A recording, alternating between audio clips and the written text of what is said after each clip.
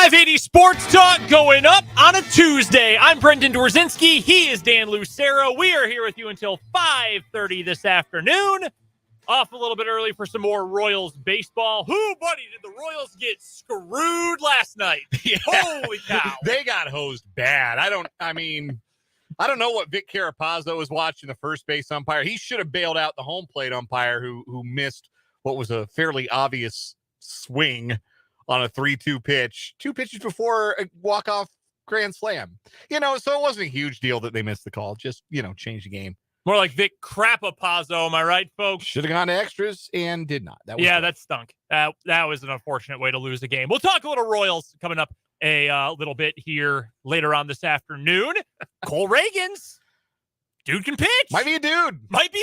Like, it one thing to have the run prevention aspect of it, which would be intriguing enough, but he's making dudes miss. Yeah. It's the swing and miss. It's the strikeout ability that has not been in evidence for a Royals pitcher like this since the guy I compared him to yesterday, Danny Duffy, was going really good. This is exciting, what we've seen from Reagans in his first 3 starts as a Royal. That's for sure. We will touch on the Royals a little bit later on today. We've got a ton to get to in the next 2.5 hours. A lot on the Chiefs, understandably so. Sky Moore, who is going to be the focus of our Chiefs training camp report with Mitch Holthus at 5:15 today, also got a mention from Bill Barnwell in a list of breakout players for 2023 with an interesting comparison that, if he lives up to it, would be a great career for Sky Moore and an awesome piece for the Chiefs. We'll tell you who that comparison is here in just a moment and some other notes on the Chiefs, specifically in the wide receiver room. Coming up later this hour, we'll play Random Question Tuesday, and we'll hear from Chris Klieman. We heard from Lance Leipold yesterday. We'll hear from Chris Kleiman's first press conference of camp in a little bit. Some injury news for K-State that might be a little bit concerning. It's good to have depth. Let's just say that, especially this time of year. Good to have depth and good to have it at a position that's already a strength. We'll explain what we mean when we hear from Chris Klieman at the bottom of the hour. In the 4 o'clock hour today, we've got Jayhawk Weekly with Michael Swain, so we'll get you your KU fix. A lot of KU news to get to. Leipold's comments from yesterday, practice updates, Jalen Daniels back at practice, limited, but did most of the drills today. Great to see Leipold's thoughts on realignment, the KU trip to Puerto Rico. We'll get Michael's thoughts on all the realignment, too. That's coming up in the 4 o'clock hour today. The latest on realignment from around the college sports world is the Big 12 actually done adding. Are Stanford and Cal actually legitimately candidates for the ACC? I still refuse to believe that is real, but it seems like some interest at least is. Also, I just feel bad for San Diego State. I really do. San Diego State's got it rough, man. Not only did they try or think they were going to end up in the Pac-12 and then didn't, they also had some other grandiose plans that really came crashing down. We'll get to the latest on realignment coming up a little bit later on. As I mentioned at 5:15, we've got today's Chiefs training camp report with Mitch Holthus. Plus, we will take your texts and your comments on YouTube throughout the show today. You know the text line number, 785-272-9429. And our YouTube stream can be found at our channel, Sports on 580 WIBW. Barbara, Chris, Mark, all of our friends joining us on YouTube. Appreciate you guys, everybody else who's watching along on YouTube today, all you texters and everyone listening online at 580WIBW.com or, of course, on the AM and FM today.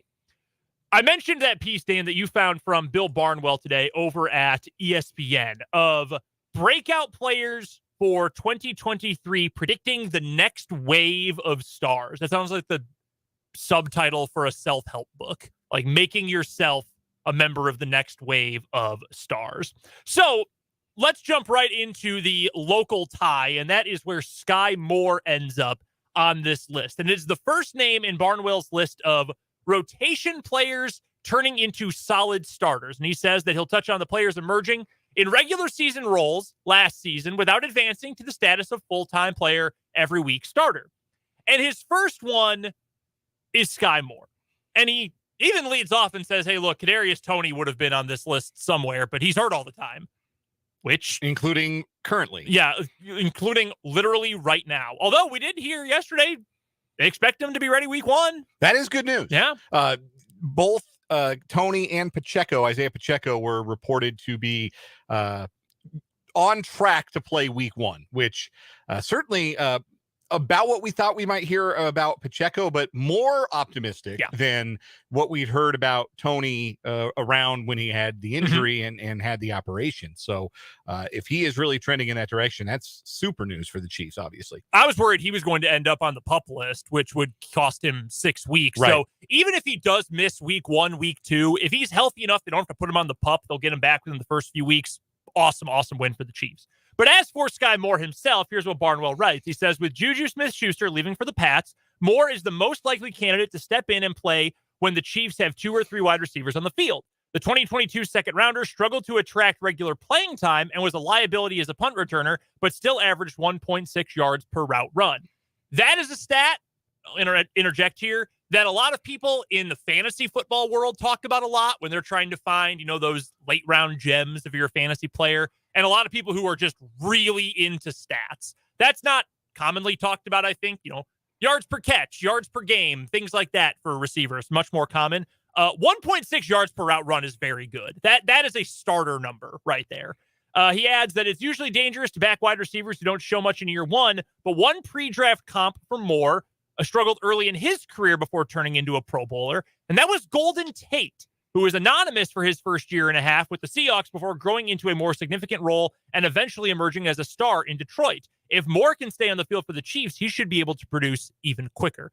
If Sky Moore turns into Golden Tate, that's an awesome career. Golden Tate was a really good player. I remember when he first broke into the NFL, I was a little surprised he didn't do a lot early in his career because he was awesome at Notre Dame. Yeah, he put up rookie year numbers that honestly are not far off from what Sky Moore did as a rookie. 39 targets, 21 catches, a little under 11 yards per reception. Didn't score a regular season touchdown. That wasn't a particularly good Seahawk team. He was a rookie in 2010. That was, of course, that was the 7-9 division champion Seahawk team. And then they took another step back next year before they drafted Russell Wilson and really hit the gas with Pete Carroll. And that's when Tate's career really kind of started to take off. And then in Detroit, he was a 90 catch a year guy for 4 years. Yeah, if Sky Moore is that in the long run, obviously that's a pretty great second round pick. That's exactly what you'd like. But as I remember Golden Tate, I remember him being much more of the downfield threat. I don't know if Sky Moore is quite that. I think that, I don't want to say he's not capable of that, but Golden Tate maybe a little bit more of a field stretcher. Certainly a player who I think where the similarity is a player who can make some things happen after the catch. Yeah. There's some yak ability, some ability after the catch. Maybe a little bit more of a deep threat in Tate than Moore, but it is an interesting comparison because of the similarities in year 1 production from those guys, where the Seahawks took Tate he was a 60th overall pick in 2010, and then they only got 21 catches out of him, and they didn't really involve him in the running game or anything either. So you look at that and think, yeah, that's not a whole lot, but the production steadily increased in the subsequent years in Seattle before he broke out and was really a full-fledged star in Detroit in his mid-20s. Again, if you end up with a player anything like that, that's a gigantic win for the Chiefs, and that's a piece that can be a featured guy for a long time. That's a second contract kind of player. I'm big on Sky Moore this year. I loved his game coming out of college, and I do genuinely believe he was misused last year. Now, that's not necessarily, and I know that sounds critical of the coaching staff, and they're not completely infallible, obviously, but they generally get things right. You could certainly make an argument that the reason Moore was misused is because the Chiefs felt like his natural role, which is slot guy, possession receiver with some top end speed, that's a nice combo. If you can be a guy who can catch a ball between 5 and 15 yards, then have speed for the yak ability after, that's great. But the reason they didn't play him in that role is because they had Juju Smith-Schuster, who could do a lot of that. Because of the wide receiver group that they did have on last year's team, they felt like that was filled to a decent degree, to a suitable degree. So we like his talent. We like the speed. Let's see what other ways we can get him involved so we get him on the field, even if it's not where he naturally fits. Let's try him at punt returner. Let's try him as more of a gadget guy. It didn't work all that well, but that doesn't necessarily mean he can't go back to what he is more comfortable doing and be successful there. I don't know if I'm looking at a 1,000-yard season for Sky Moore, but if you told me he could get, let's see, 55 catches, 750 to 800 yards, like that's a great year for him, I would say. Even if you went a little below that, I think, because you've got your number one guy in Kelsey, MVS is going to put up numbers. You add Rashee Rice, who's had a good camp so far.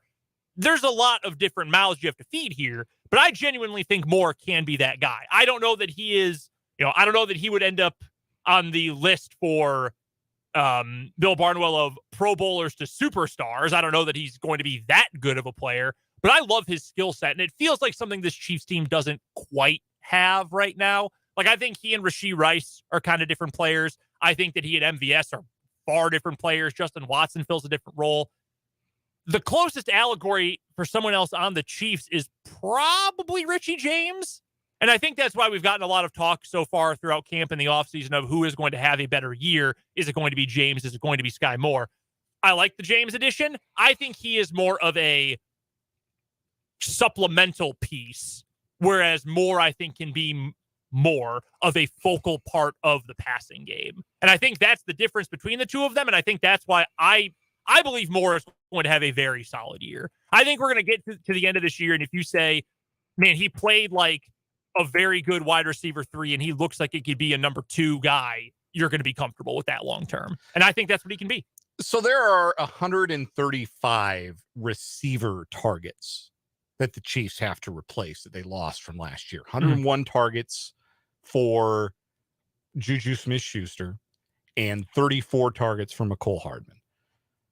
Sky Moore, I think, without looking at it, 33 targets last year, I think was his number in the regular season. What share of that 135 would you expect him to get? Because obviously, Richie James is going to get a share of that. Justin Ross might end up with a share of that. More about him in a second.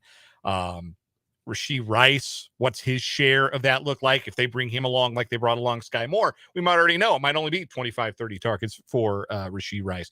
Does Justin Watson factor into this at all?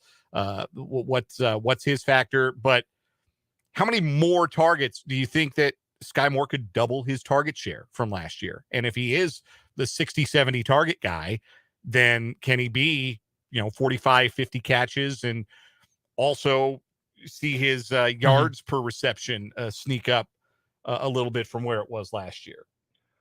The other thing, too, to add on to that, because I think, of any of those guys, if you're just asking me who do you want to see with the ball in their hands more or getting that many targets, I would go with Sky Moore, because I think, again, that combination of the good hands, the solid route running for a young guy, and also 4.4 speed, I want that guy to be involved more often. Even if he's the check down guy, I think you're going to end up being successful because he does have breakaway ability. The other thing I think that's worth bringing up, though, there may be more targets to go around. Mahomes' passing numbers, I think, are going to be pretty steady. I think you're going to see a pretty even number between last year and this year of his overall attempts.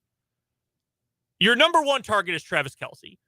Do you want 34-year-old Travis Kelce to get 150-plus targets? He has gotten 150 twice in his career, including last season. He set a career high with 110 catches and 152 targets. If he's fully healthy, you're going to throw him the ball. You're going to get him 90-plus catches. He's going to have over 1,000 yards. He's going to have plenty of touchdowns. There's really no worry in my mind about that. He's going to get his. But if you've got other decent options, if Moore does take off, if Richie James plays like he did last year, maybe Rashee Rice is a little bit ahead of where we thought he would be. Maybe out of the backfield, Noah Gray becomes actually a more versatile pass-catching option. You could do a bunch of different stuff. If you put, you come out in the eye with Mahomes under center, McKinnon as your tailback, Noah Gray as your fullback, and you go any combination of other tight ends and receivers, you bring both those guys out of the backfield into the formation. You've got 5 guys, and 2 of them are going to be built in wide open at the start of the play. There's so many different things you can do if you're going to move Gray around a little bit more. So maybe ideally you say, hey, let's try to trim about 15 targets off of Travis Kelce this year. Let's say like maybe we get looked for about 120 to 130 for the year instead of 151 Yeah. last year. Yeah. So if you're trying to avoid that, maybe again, there's a few more targets to go around.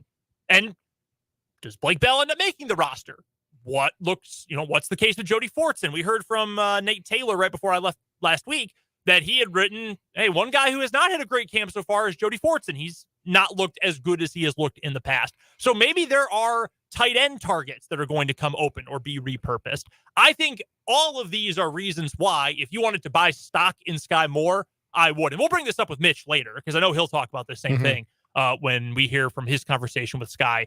But I'm fascinated to see what role he is used in this year. I think I know starter doesn't mean a whole lot in football because guys come in and out every play.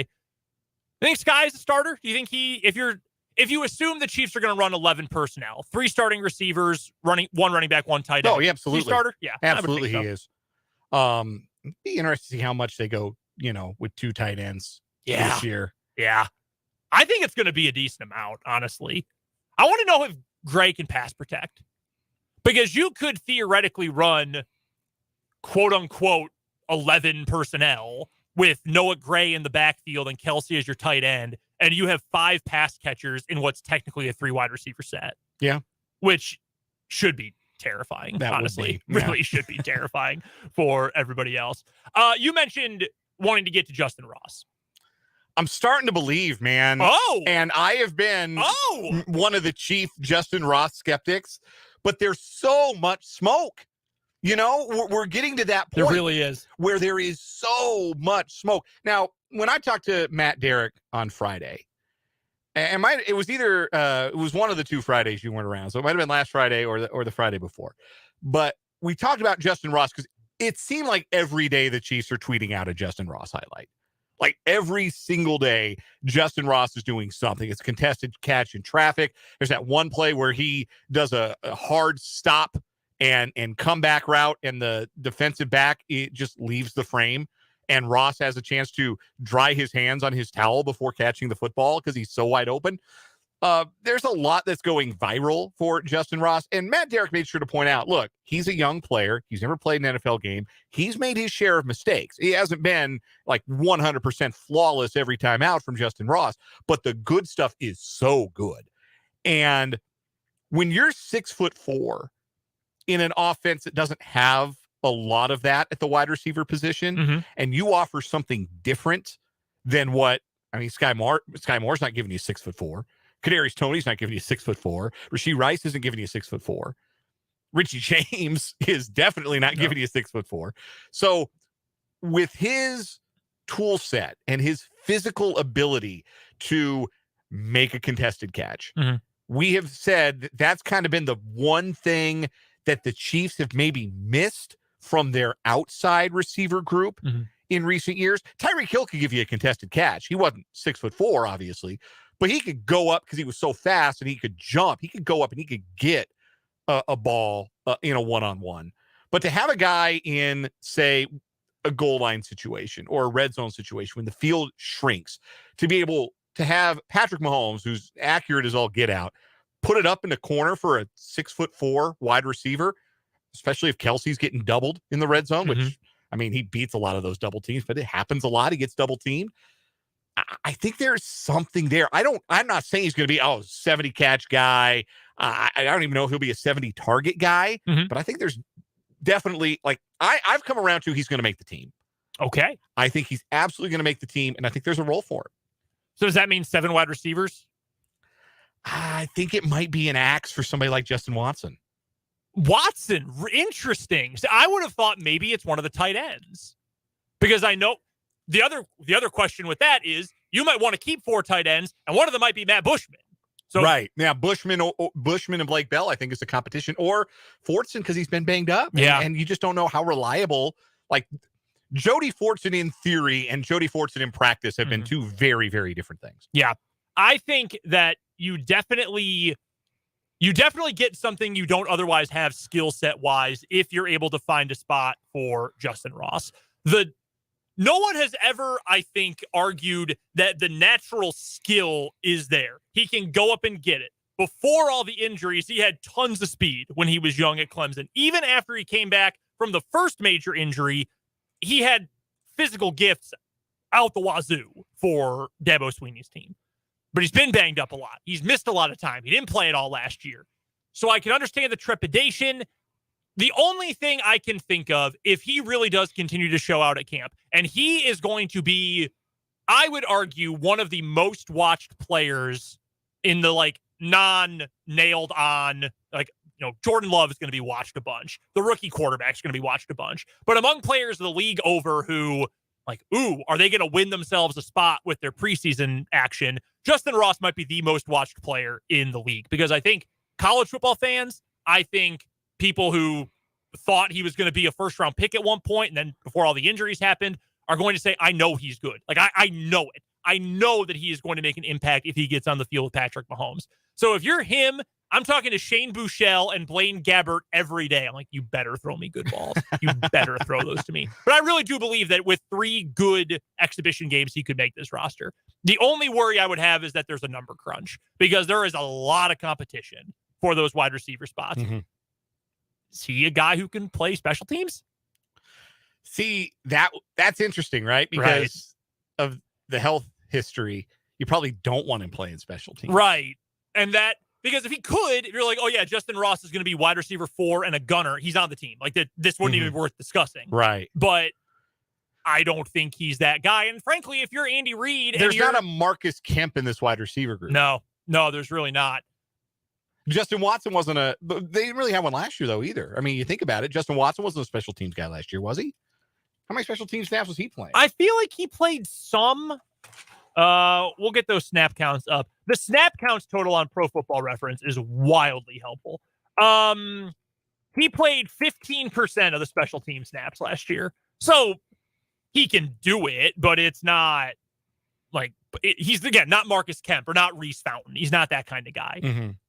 You've got a dude who has played in the NFL and has played actual NFL snaps in Amir Smith-Marset, who the Chiefs brought in end of last year, kept around intentionally, kept him into this year. I think if you're just saying who's got the higher ceiling, Amir Smith-Marset or Justin Ross, that's a pretty obvious answer, Justin Ross. Right. But if you're saying, we know we've seen one of these guys play an NFL game before, we don't know that this other guy can stay healthy for multiple weeks in a row, we're going to go with the sure thing or take neither of them. I think that's the area where you run into a little fear about whether or not Ross makes the roster. I hope he does, though, because that'd be a sick story. And if you remember his freshman year at Clemson, he was incredible. Yeah.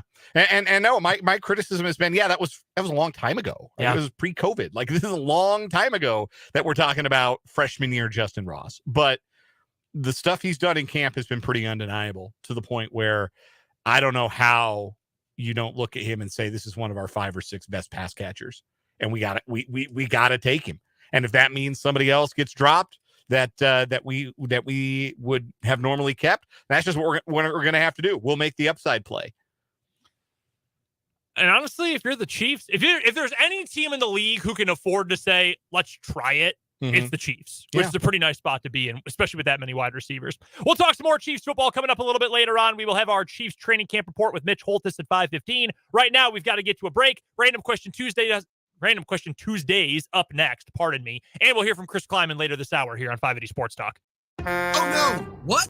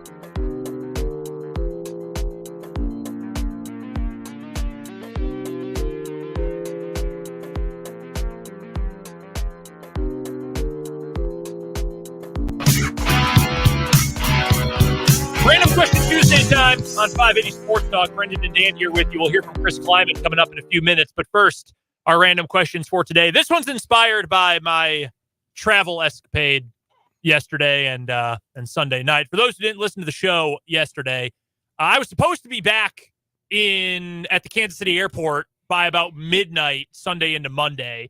Instead, I was late getting out of Savannah, Georgia, missed a connection in Nashville, slept in the Nashville airport before then flying to Dallas and then Kansas City yesterday morning. Sleeping in the airport is nasty work, man. That's just brutal. And that brings me to my question. What is the most uncomfortable place you've ever slept in? Most uncomfortable place I've ever slept. Yeah. Wow. I struggled always to get comfortable on those charter buses. So when I was in college, I was the radio play-by-play voice of our university's athletics, football, basketball, baseball.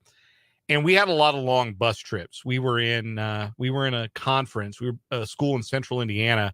We were in a conference with schools in like Birmingham, Alabama, and Atlanta, Georgia, and Jackson, Mississippi. It was called the Southern Collegiate Athletic Conference. And we in Indiana were in that league. And then there were some road trips, like there were Texas schools in our conference. Colorado College joined our conference. So we had some flights. There were some where it's like, okay, yeah, we got a couple flights in the budget for football or for basketball. But there were some, if you didn't have the flight, then all of a sudden that's a bus trip back from Birmingham, Alabama on a Sunday night after you've played Sunday afternoon. So you're trying to sleep there because if you don't, you're up all night till 4 a.m. when the bus pulls in. And I could never do it. I could never get real comfortable on one of those charter buses. Yep. Try to throw a pillow up against the window or, curl up or, lay across the seats. No, could never do it. Could never really get comfortable on a bus. Yeah. Buses are tough. Airplanes are bad, especially when you are 6'4". They're not comfortable. I will give credit to Southwest for this. I don't have very nice things to say about that particular airline after my experience this weekend. I bet. But their seats are bigger. They're not quite as bad to sleep on as opposed to some other major airlines that give you about 6 inches of leg room. And again, I am 6'4". That is not very comfortable. And if you're taller than me, even worse. The floor of the Nashville International Airport, though, is number one. It was okay. I'm sorry to keep. I hate to be airport complainer guy because that guy's annoying. But I think we can all relate because the quality of air travel has decreased so dramatically in the last. I don't even think it's been a full year, right? We're talking like 8 months. Yeah, it's really gone down the tubes. It has been brutal. So it was freezing cold. I don't know why they made the airport so cold, but it was extremely cold. I didn't have a blanket or anything because I was vacationing in South Carolina and Georgia. I was not going to bring like a bunch of warm weather stuff. So it was freezing cold. Didn't have anything to lay on. So it was just the floor, which is not comfy. And my pillow was a roll of dirty t-shirts that had been in my suitcase. Ugh. It was very unpleasant. Also, the Nashville airport has a bunch of celebrities, or at least local celebrities, who do reads like, hey, here's where you get your Uber. Here is where you can go if you need rebooking. Here's where you can find us on social media. Like Mike Vrabel did one. Darius Rucker, the country singer, did one. Most of those where we decided to sleep off in the corner. You can only hear them in the distance. You can only hear them like on the main concourse. Fine. For some reason, the one that was read by the 4-man crew of the local morning show on some radio station in Nashville was on every single speaker in the airport, including the one directly above our heads. So every hour at 25 on the hour, we heard like Ringo, Bingo, Dingo, and Jim, the 4-man crew of the morning zoo or whatever, right in our ears. Awful. Jeez. I don't ever want to fly through Nashville again. Yeah. I've got some sleeping on floor or uncomfortable bed situation stories, but we don't even get into those. Like those, you get a little too far into the weeds on how you end up in that floor and on that floor. And we don't need to talk about that. We don't need to talk about that. Texter from the 402 asked why we were playing on Sunday in college because you had Saturday was travel day. Yeah. You play Friday night and you needed Saturday for travel. Pretty straightforward, simple and plain. My random question today, boy, did I forget it. No, I did not forget it. Sad news today from the world of music. Oh, horrible. DJ Casper has passed away. Willie Perry Jr., better known as DJ Casper, a Chicago legend. That's right. And creator of the iconic cha-cha slide dance. If you've ever been to a wedding or bar mitzvah, presumably, or school dance, professional sporting event, that's even if you've never been to any of those other things, if you've been to a sporting event and been invited to everybody clap your hands, that's him.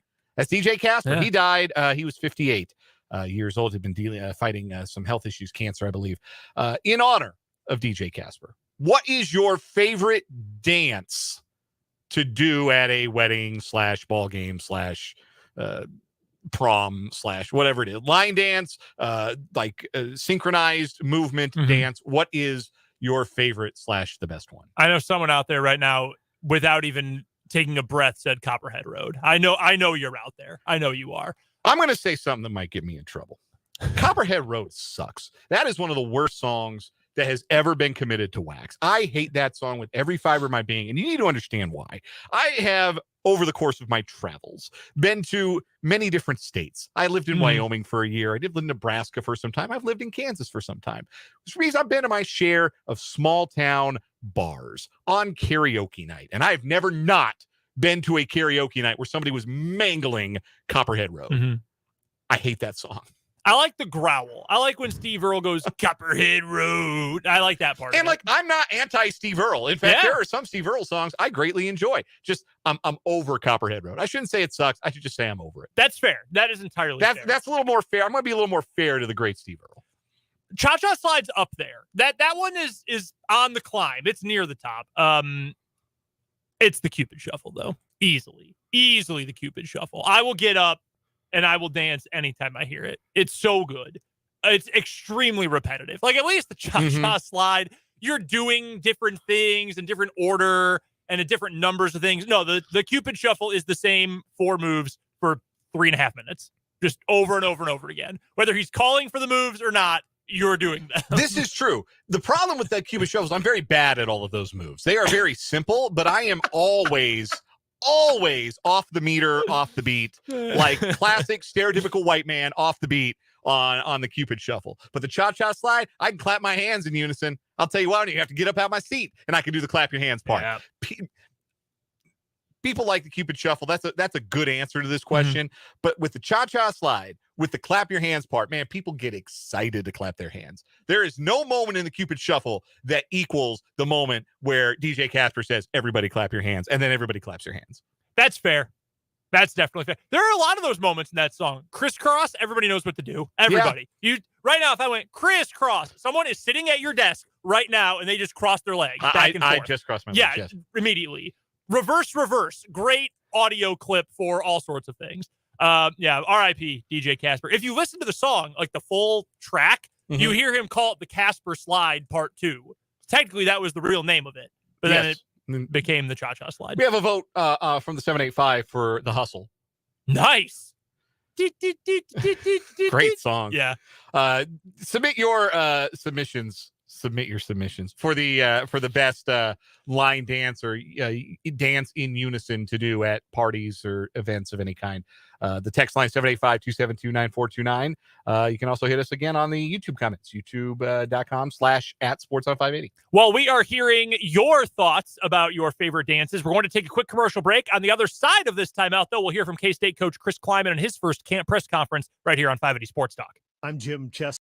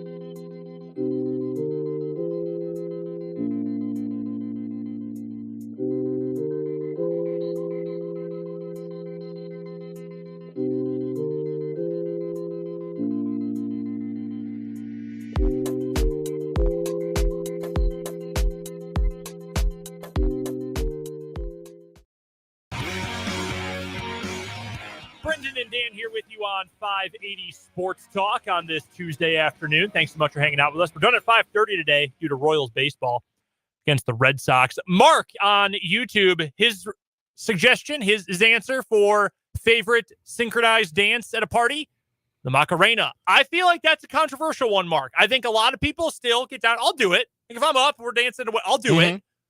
But I think the early 90s really burned a lot of people out on the Macarena. That song went to #1 in the country. With no one knowing the words. It was the #1 song on the Billboard Hot 100.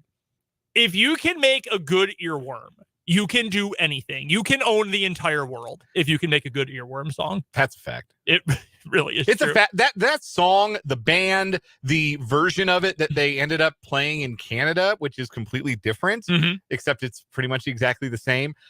There's a fascinating backstory to the Macarena, and you should read up on it sometime if you get the chance. It's a fascinating song. Keep sending those in, and while you're doing so, let's hear from K-State head football coach Chris Klieman in his first training camp press conference earlier today.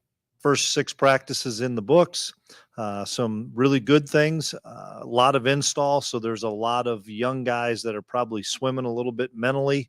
The older kids kind of pick up where they leave off from spring and their own stuff in the summer. So we're ahead of schedule with some of the older guys. Our install starts to slow down here in the next couple practices, and then we'll be able to hone in on a lot of the basic schemes and techniques, and try to get more guys understanding of what we're doing. But pleased with the energy. We talked last night in our team meeting. We're kind of catching a break right now with the weather. The last few days, it's been really good. So we've had really good energy, really good competition. But adversity is going to come back on us here once that heat fires up. And we need it. We like it. Players may not, but the coaches do. To make sure that we're prepared for early season football. So we'll take any questions. You kind of mentioned at Big 12 Media Days that one of the objectives of fall camp would be to address the secondary because you have some answers to make in the back end. How far along are you in that? Well, it's a work in progress. I feel like we're making good progress. VJ Payne's a year older. That's really noticeable. Kobe Savage looks fresh, looks good, looks healthy and healed. Marquise Siegel would be the other safety that's doing a really nice job. And then we're rotating a lot of guys in there at that behind those guys, and 2 deep on top of those guys. So we're repping an awful lot of guys there at safety, and then at corner. I think Will Lee's taken another step just by being here in the spring. Jacob Parrish, you can tell his experience of playing last year. Keenan Garber's little bit of experience playing last year has really helped him. Justice James, a corner that was redshirted last year, a junior college kid, and then Jordan Wright. We're playing Jordan at a lot of different spots. We're just moving him around because he's a really good athlete. So we're gaining depth, but it's going to be ongoing through camp.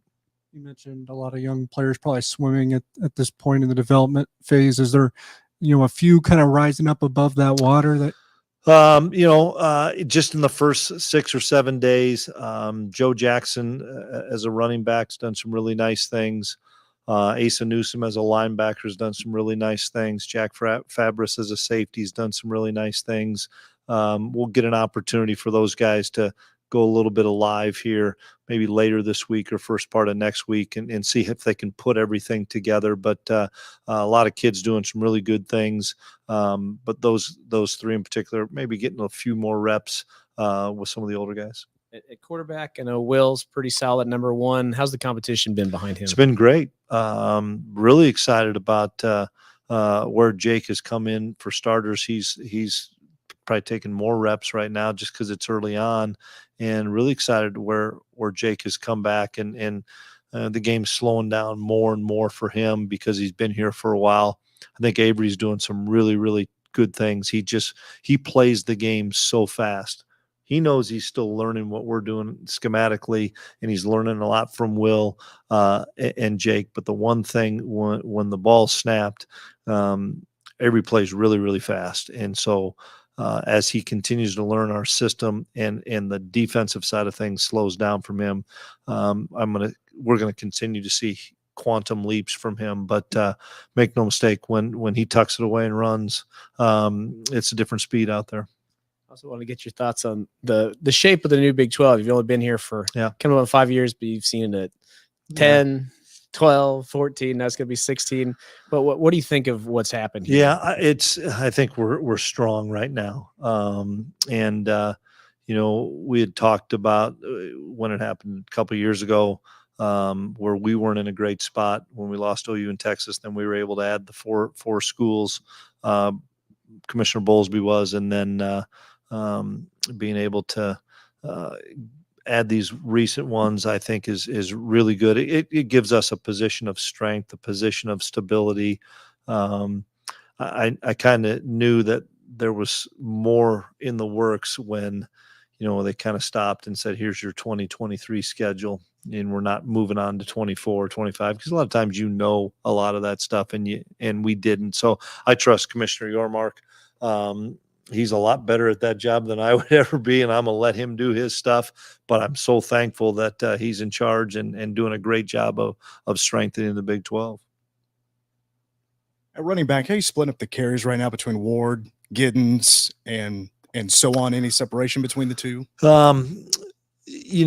I think BA's done a really good job of giving both guys a lot of touches, and we get enough reps that we're spreading those things pretty equally. I think the big thing for us and for Coach Anderson is learning Trayshawn's skill set, what he does really well, because we had him in the spring, but he didn't practice very much. So we're trying to learn things that he does really well. We know what DJ does, but when you had Deuce there, I mean, that overshadowed everything. So we're trying to make sure that we see what DJ Giddens does really well, because DJ missed spring.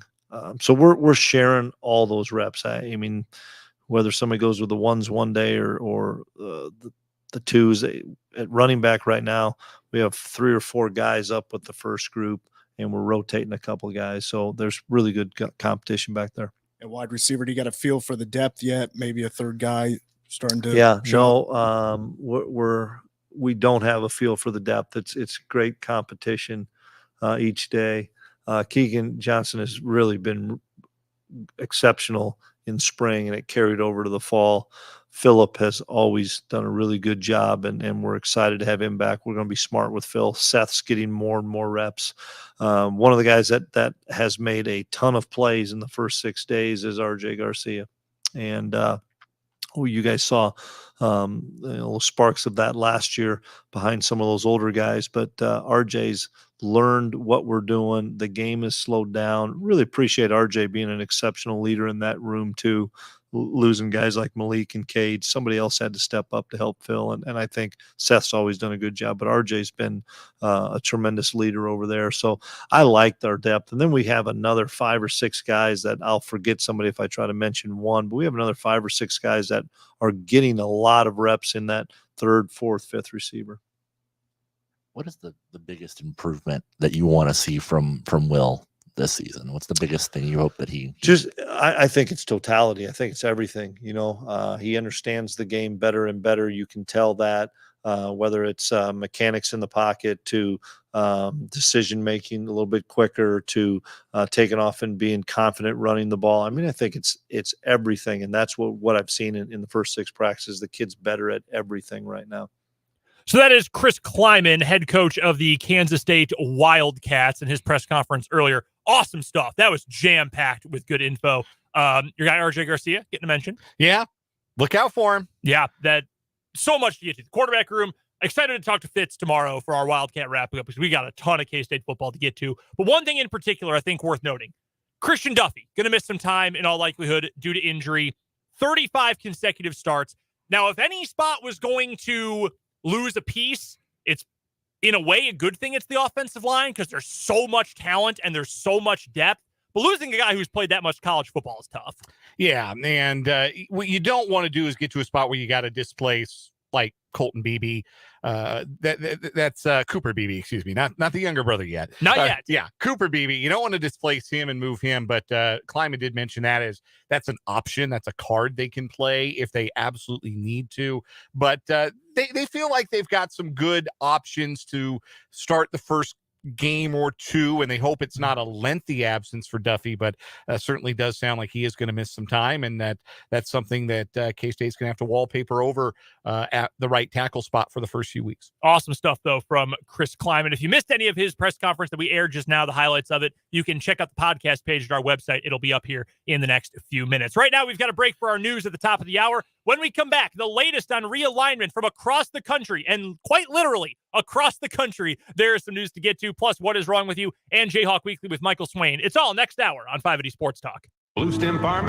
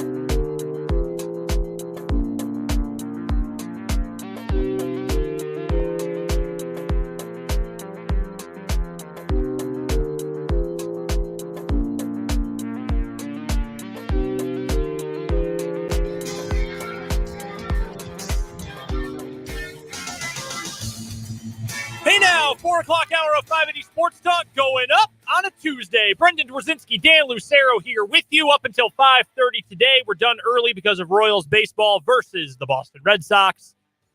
So we've got just an hour and a half left, and it is a jam-packed hour and a half. We're going to hit on some realignment news coming up here in just a second, including if you thought the ACC wanting to add Cal and Stanford was weird, you'll never guess who they are now thinking about adding, according to Ross Dellinger of Sports Illustrated. And I say that because I cannot believe it, to be completely frank with you. You could have given me 5 guesses, and I don't think I would have come up with it. It might have been my 6th guess, but they would not have been one of my first 5. Plus, a failed attempt by San Diego State to make the big time.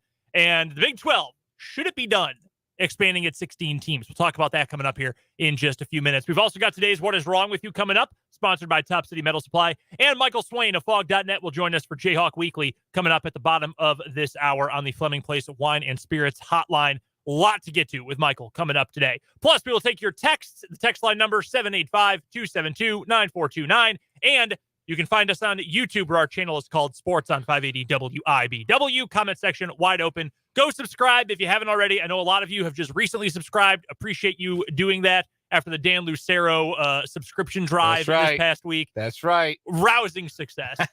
Cannot wait to see what next year's numbers look like after I go on vacation. And make sure you go subscribe and go check out the comment section and the live video stream today as well. Haven't mentioned it yet. It did come up in the YouTube comments, but I did want to remind you because it's, fairly gigantic news. Starting on Monday, 6 days from now, August 14th, we are going back to 4 hours of 580 Sports Talk every weekday here on 580 WIBW. That is right. Myself, Dan, and Jake. We're getting the 3 of us, the trio, back together permanently, full-time from 2 to 6 for 580 Sports Talk. Mic'd Up is, to use I'm going to go full business world on here. They are sunsetting Mic'd Up this week. Fulton is going to pursue some other career opportunities back home in Wichita. So we're going to get the 3 of us back together, 580 Sports Talk, back to 4 hours starting on Monday. So instead of tuning in from noon to 3 and then 3 to 6, we will have you, the 3 of us, all together from 2 until 6. And again, 2 o'clock starting on Monday, the 14th. Can't wait for that to start coming up next week. We are realigning our programming schedule a little bit, but it actually makes some logical sense given the number of people we have on our staff, in our crew, the 24 hours a day we have to work with, our regular work schedules that we have in the office outside of the show. That's realignment that makes sense. You know what doesn't make a whole lot of sense?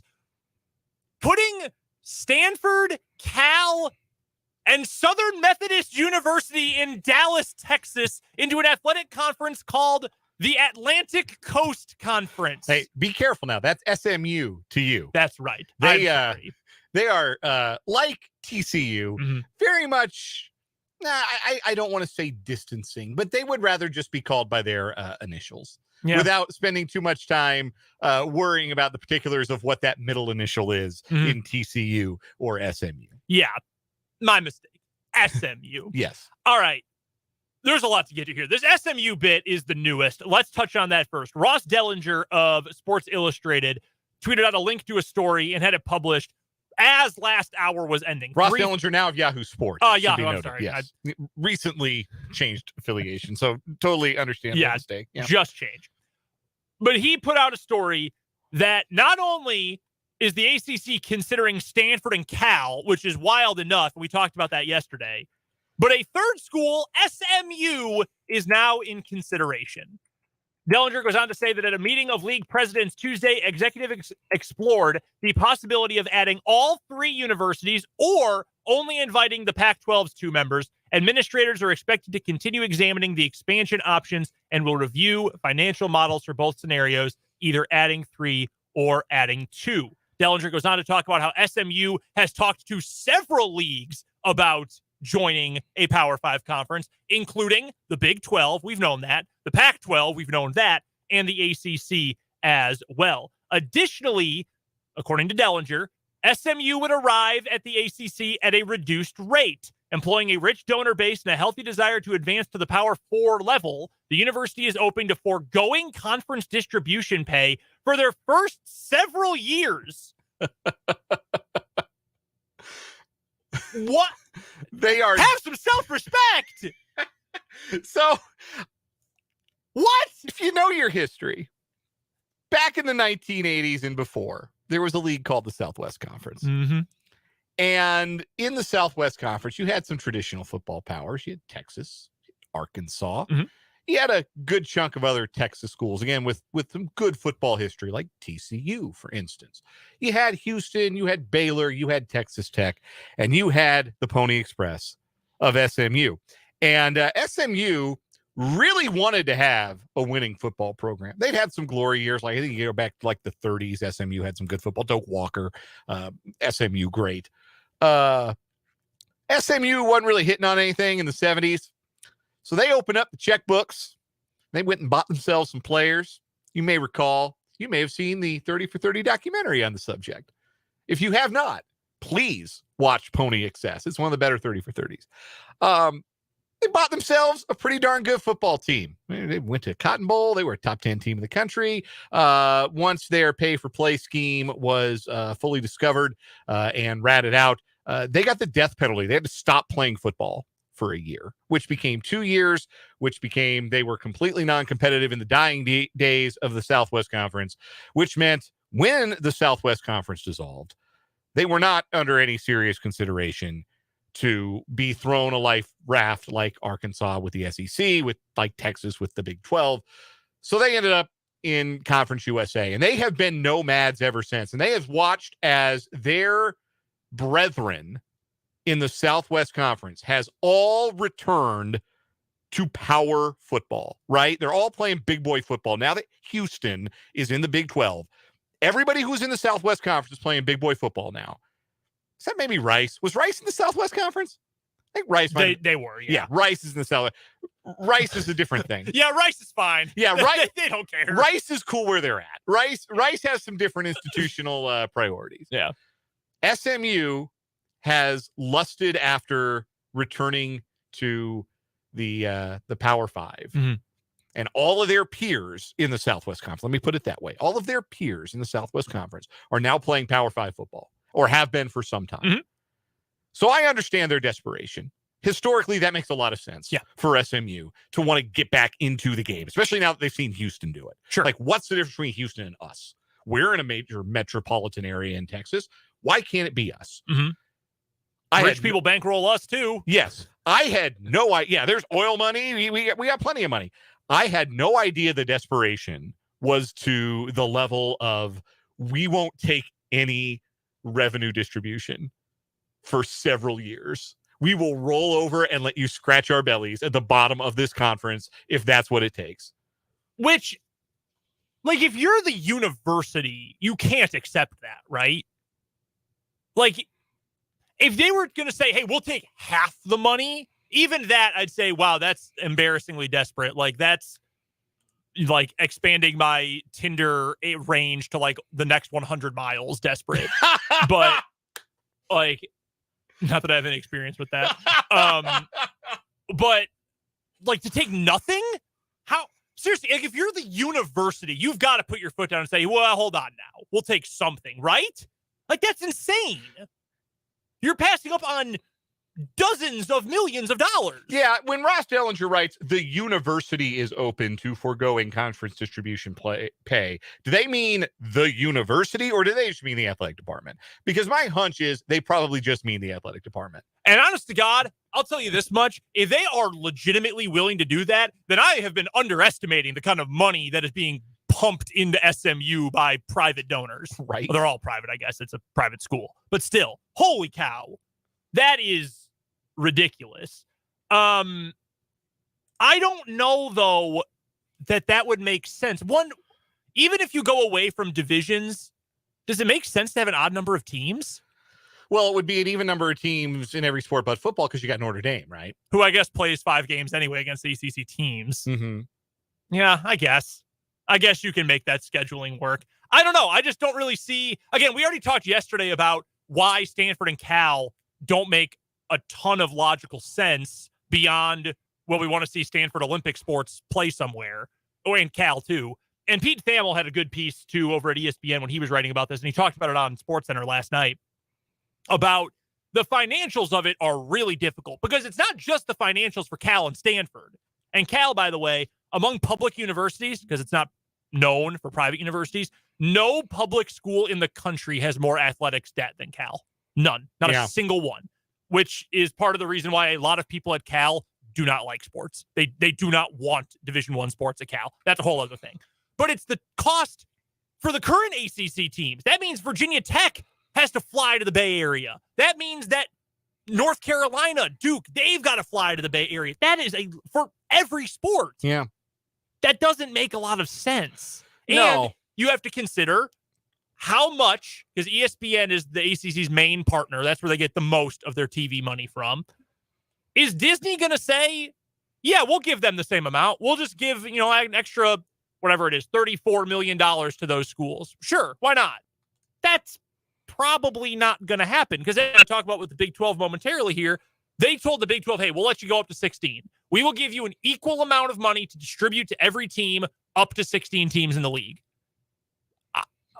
Do they want to do that to send Stanford and Cal to the ACC? I don't know that business-wise that makes sense. And it certainly doesn't make sense with a school that's been irrelevant for almost 40 years. Yeah, football's driving the bus here, and you're making decisions based upon how much are they going to add to our football prosperity, and by proxy, how much are they going to add to the dollars per school that we're going to be making when we redo our TV deal, which again, for the ACC, they're locked in with a grant of rights for another 13 years. Their grant of rights doesn't expire until 2036. That may have been a miscalculation on the part of Jim Phillips and company with the ACC. Mm-hmm. But if you're strictly talking about football driving the bus here, what appetite do the members of the ACC have to welcome in two programs that arguably hurt the conference's football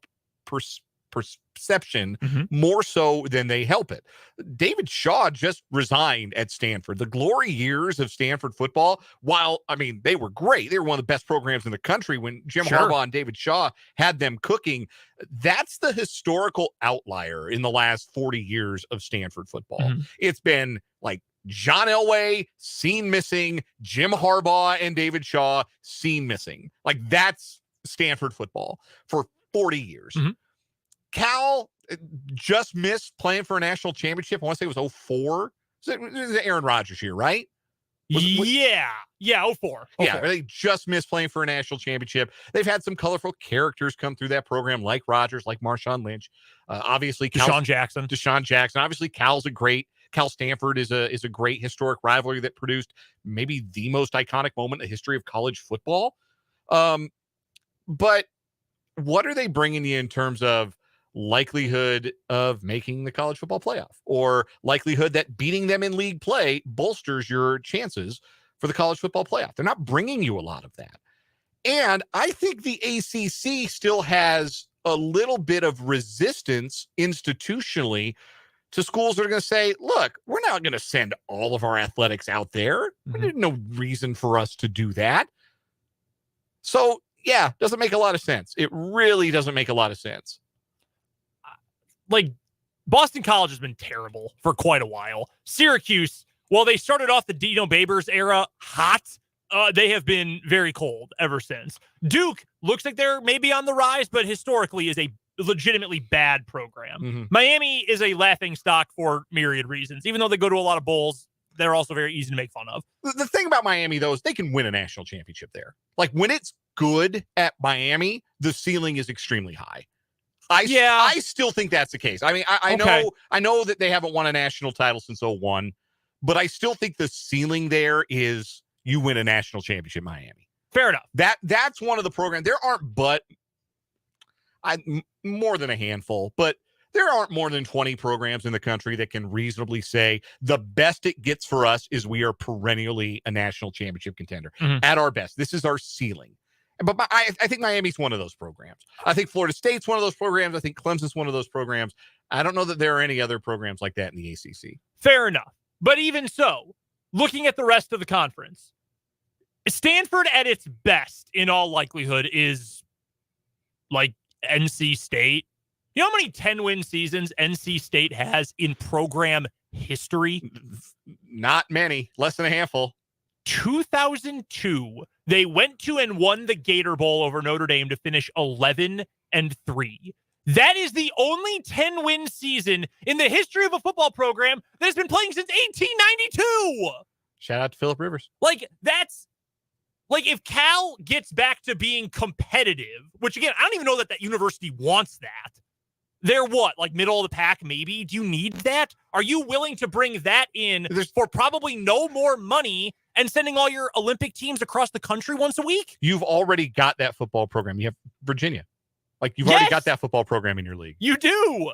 So I don't think that makes a lick of sense. Virginia is just colonial Cal. Cal is just sunny Virginia. However you want to put it. On yeah.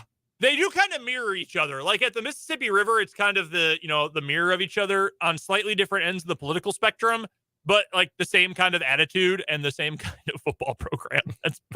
That's actually extremely accurate. The other note I wanted to get to from realignment today, among other things, we have heard now from a couple different sources, including Brett McMurphy, the Big 12's done. They have said, we're not interested in the land grant schools in the Pac-4. We're not interested in Stanford, Cal. We don't want to add a G5. We're happy at 16. We're done. I would assume from the business perspective, they're right, because we've had many reports that say, as I mentioned, ESPN told them we have a pro rata agreement, which means you'll get the same payout no matter how many Power 5 teams you add up to 16 teams. Right. Fox, by the way, did not have that same agreement, so Utah and Arizona State got to figure something out. But ESPN had that agreement with them, which would lead you to believe, okay, so if we're going to end up losing money by bringing in 2 or 4 new schools, we're not really interested in doing that. So I get it. On the other hand, honestly, like the Big 12 probably could use Cal, Stanford, and OSU, WSU. Like that actually makes at least a little bit more sense, I think, than the ACC. There's upside to it. Number one, geographically, it's more logical for you to do it than it is certainly for the ACC to Surely. do it. For 2, Oregon State and Washington State fit the Big 12 mold because they're both land grant schools. And Cal, also a land grant school, by the way. Arizona, land grant school. I did not know that about Arizona. Yeah, Arizona is the land grant school. Oregon State and Washington State, we talk about cultural fits, which I think sometimes it's very obvious. Sometimes you can kind of contort it to mean what you want. Like some people thought Colorado, you belong in the Big 12. Some people thought Colorado, no, you belong in the Pac-12. That's more your thing. So you can kind of contort it. But in terms of how much you care about athletics, Washington State and Oregon State fit the Big 12. Yes. They absolutely do, because those are West Coast schools that care, that have fan bases that are smaller because they're smaller public schools, but they are passionate. They are much more like K-State and Iowa State fans than they are like Cal and Stanford fans. 100%. Absolutely. The problem is they are hard to get to and they don't have a whole lot of money. This is true. But you add them, there's some sense made geographically.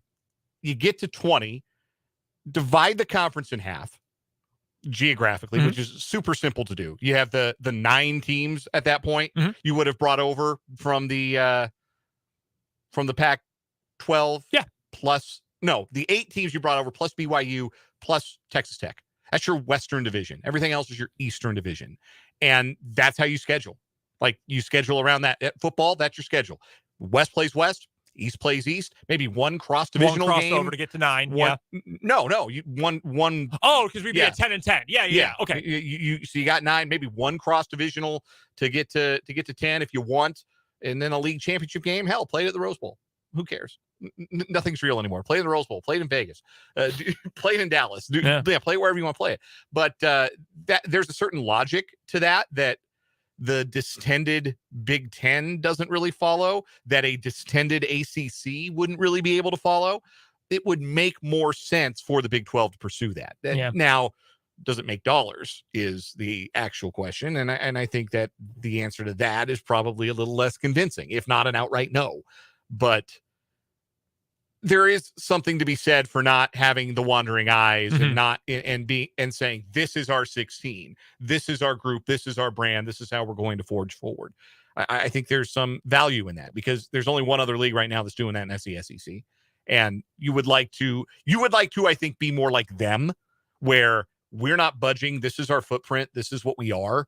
I think that's more valuable than we are just playing a giant game of Risk with college athletic programs. And I mean, they're losing friends. Teams all over the country are losing friends. That is very Risk-like. Yeah, again, business-wise, I get why you wouldn't. It does make sense. But, I mean, there have been worse moves. I'd be okay with it. I think it would actually make a whole lot of sense. The last thing here before we get to a timeout, San Diego State, they were trying to lead the way to be the Trailblazers toward a new Power 5 Autonomy 5 conference with members of the Pac-12, the Mountain West, and the American. It didn't work. No. They did not get any traction. This was reported by Dennis Dodd, friend of the program. San Diego State is like the guy that tried to break up with his girlfriend because he thought there was something better out there. It didn't materialize. His girlfriend, his ex, like begrudgingly took him back, but now he's trying to get the fellas to go to the strip club, and they're not. He can't even organize that right now. Can't even organize a stag night with the fellas. So this from Dennis Dodd. San Diego State President Adela De La Torre was leading a push to assemble what would have been amounted to a breakaway of the best schools from the Mountain West and American, plus some combination of Pac-12 leftovers. However, the idea died Monday night after Mountain West presidents held a call that ended with the leadership showing unity. Everything that is out there is from San Diego State, one Mountain West source said. They've been wanting to be a part of the Pac-12 forever. They have a hope and dream that they can take the best of us, the best of some other leagues, reform and keep, honestly, the college football playoff designation, reap the tens of millions of dollars, and resurrect the Autonomous 5 in the West. That sounds like a source who thinks they're full of crap. Yes. There's a lot of sense in the Pac-4 merging with the remaining Mountain West, and you have a 16-team league. Like, you can do 16 teams. Geographically, it makes some sense. Like, you can make that shake. But the Autonomy 5 is about to be the Autonomy 4, and there's nothing San Diego State can do about that. I respect the effort. Yeah, I do. The effort's there. You got to hustle. There was an attempt. That's your latest on realignment, though. Can't wait for this time tomorrow when we find out that the University of Hawaii is now in the SEC. Yes. I can't wait for that. Georgia Tech is dropping athletics. Like, something weird. That one's also not entirely impossible, I think. Let's get to a quick break. We'll have What Is Wrong With You after that, plus Michael Swain of Fog.net later this hour, coming up on 580 Sports Talk.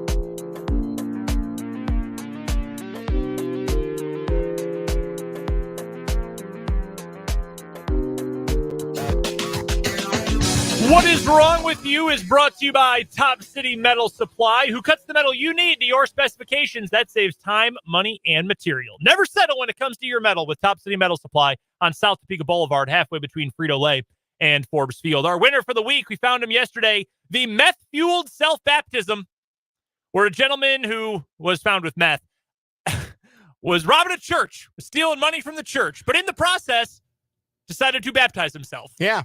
Gave himself a little baptism. He felt the spirit. Yeah. He sinned and then was trying to cleanse himself of it. And honestly, I get the logic. I wouldn't have done it, but I get the logic. How does one baptize themselves? Do you think he just like threw himself in the baptismal font? Do you think he like has maybe seen a baptism or two and tried to mimic the rite as closely as he could? Yeah. Did he go through the entire sacrament? That's what I wanted to know. Yeah. Not sure that he did, but shout out also to the dog, the police dog, decided they would cool off in the baptismal font as well. The dog is blessed. I get it. Yes. Smart move. Dan, you're up first today. All righty. We are going to St. Petersburg, Florida. We have learned, I think, this year in a couple of different stories that Home Depot is super easy to steal from. And we have another. This is not advice, for the record. Apparently, some Home Depots are really, really easy to steal from, like one in Florida. The former leader of a St. Petersburg church may have skipped over the "Thou shalt not steal" commandment, as authorities arrested him for operating a multi-million-dollar theft ring that spanned several Florida counties. Robert Dell, former pastor of the Rock Church and operator of a halfway house for people recovering from drug addiction, is accused of working with 4 accomplices to shoplift Milwaukee, DeWalt, and other branded products from Home Depot stores throughout Citrus, Hillsborough, Manatee, Pasco, Pinellas, Polk, and Sarasota counties, and sell the stolen items online through an eBay store called Anointed Liquidator. Authorities arrested Dell and the accused associates for stealing merchandise worth more than $1.4 million. Dell's co-conspirators Daniel Mace and Jessica Wild allegedly stole the majority of the merchandise and on average victimized stores 5 to 6 times a day. That's efficiency. Then delivered the merchandise to Dell's house to be sold on eBay. Dell used his position as a founder of a halfway house, investigators say, to manipulate and threaten vulnerable people to take part in the scheme. The Home Depot suspects Dell operated this scheme for more than a decade, resulting in the loss of more than $5 million. In addition to Dell, Mace, and Wild, authorities also identified Jacqueline Dell, Robert Dell's wife, and Karen Dell, Robert Dell's mother, as conspirators who assisted in the collection, shipment, and payment of the stolen goods. Dell faces charges of racketeering, conspiracy to commit racketeering, and dealing in stolen property as an organizer, which are all felonies. I have a thought. I mean, this is all bad, obviously. Not great. Yeah, some man of God here. Don't steal. I feel like that's pretty well known if you're a pastor. I know that a lot of criminals like to have calling cards, but if I was this church leader and I was committing a crime and then selling my ill-gotten gains online, I would probably make my name like I love to sin 69420. Like I would probably not make my handle anything that would lead one to believe that I have religious ties.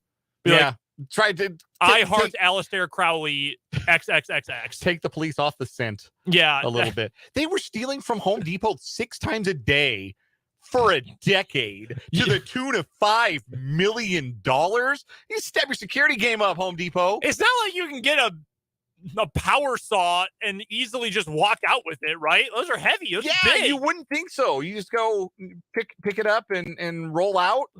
Hey, did that guy over there buy that belt sander? I don't know. Okay. It's need to beef up the security, if nothing else. My story today, Dan, is going to keep us in Florida. We got 4 Florida stories so far this week. Yeah, it's just banger after banger from the Sunshine State, where a man was arrested after throwing a tire at someone on I-75. According to the Florida Highway Patrol, at 11:21 p.m., Ernest Asamoah, 29-year-old man, was driving a Mercedes-Benz when he stopped on the right shoulder. He then allegedly threw a spare tire at a Dodge Challenger near mile marker 124, then ran away on foot. Another car, a Honda, confirmed they also saw Asamoah there throwing the tire. I don't know why they needed to say he was driving a Honda, but fine.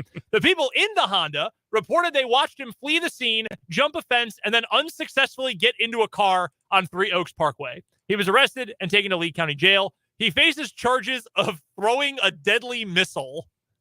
It's a pretty metal name for a crime. Yeah, that's a cool thing to be charged of, honestly. This story is lacking some severe context. Specifically, why? Why did he throw a tire? And why at this person? Yeah, that's interesting. Also, again, not light. Not easy to just pick up and throw a tire. No, our guy Ernest looks pretty like he's got some like heft. There's some girth to him. Yeah. I strong enough to throw a tire. Sure. Man, I just want to know why. Did he hit the Challenger? Doesn't look like it. Weird. He Very got weird. out of a car, threw a spare tire, jumped a fence, tried to get into another car. Man, yeah, that's a lot. World's most convoluted form of road rage, apparently. A simple story, but also a lot. All right, so our pastor is the winner today. Yeah. The anointed minister is the winner today. Does that take down the meth? More stealing, more doing. Does that take down the meth-fueled self-baptism? I kind of think not. We have a religious theme here so far. Yeah, we really do. But I still like the idea that a guy just baptized himself to cleanse himself of his own sin that he was in the process of committing at the moment. Like, that's thinking on your feet, if nothing else. We'll get that as the winner. The meth-fueled self-baptism. It is our winner again today in What Is Wrong With You, which is sponsored by Top City Metal Supply. Metal cut to order when you need it. That's Top City Metal Supply on South Topeka Boulevard. Jayhawk Weekly with Michael Swain is up next here on 580 Sports Talk.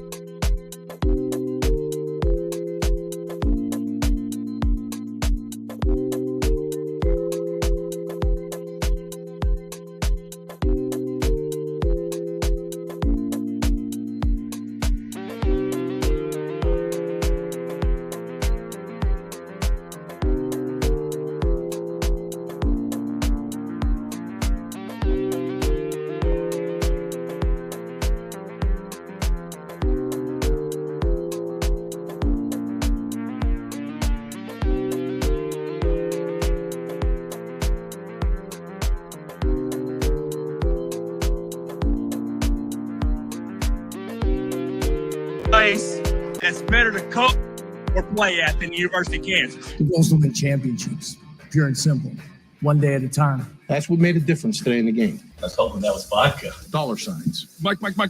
What day is it, Mike? What a scene in Lawrence, Kansas tonight.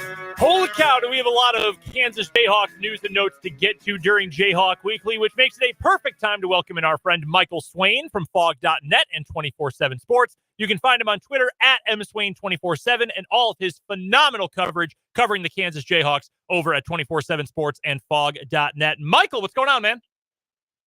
Not too much.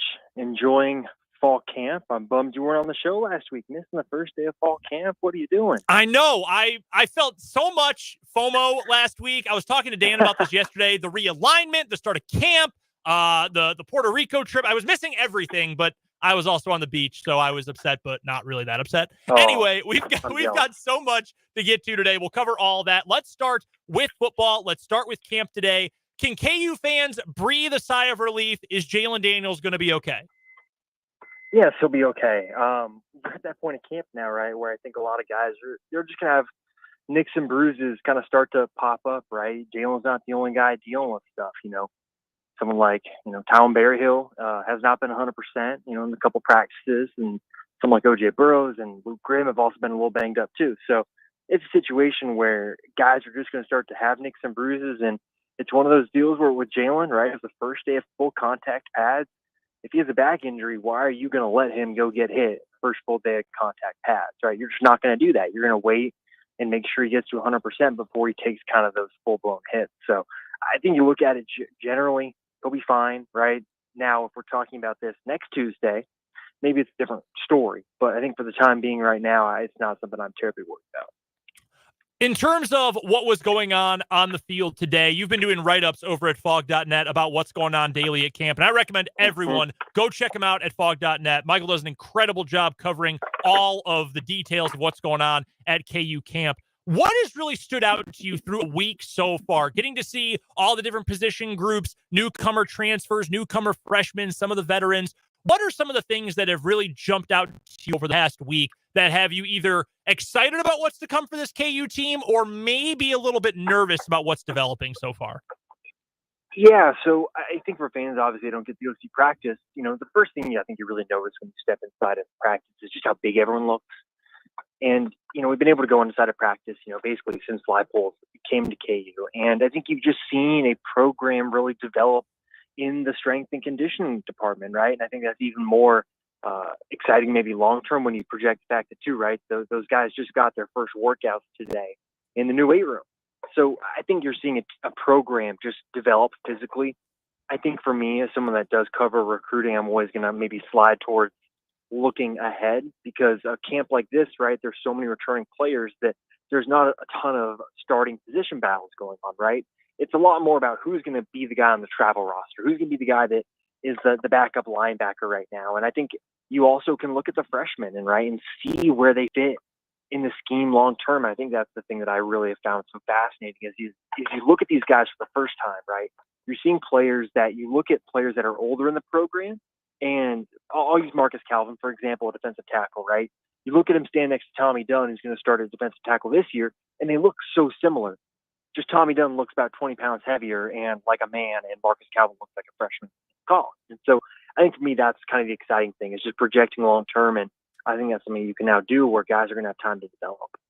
We're chatting with Michael Swain, covers the Kansas Jayhawks for fog.net and 24/7 Sports. Head over there to find all of his phenomenal work covering KU. And you can also follow Michael on Twitter at mswain247. You mentioned the new locker room. It made its debut today, and the pictures that KU posted on social media of the players walking in with their phones. They're all taking video, taking pictures, getting their first workout in. I believe, if I'm not mistaken, who was it who was walking in with Lance Leipold, taking a stroll through it? I mean, these guys are excited. I know Coach's wife made a comment about how this is all for the players. How big a deal was it to get this done right now? Well, I think it's huge, right? I think the timing of this, may even work a little bit better than the projected August 1st date, where these guys are now they're in the heat of camp, right? It's not as hot as it was last week, but it's still hot.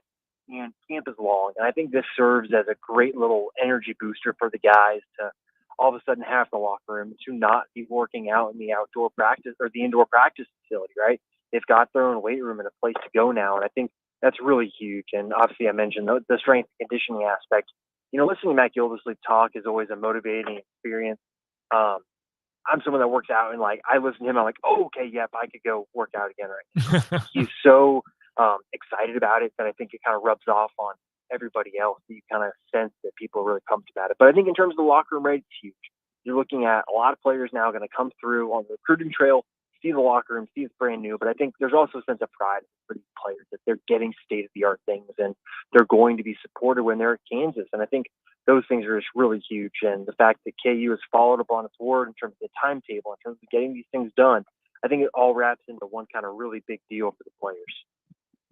Our guest is Michael Swain of Fog.net, part of the 24/7 Sports Network, joining us on the Fleming Place Wine and Spirits Hotline for Jayhawk Weekly, as he does every Tuesday at this time here on 580 Sports Talk. Check out Michael's great work at Fog.net and check him out on Twitter at mswain247.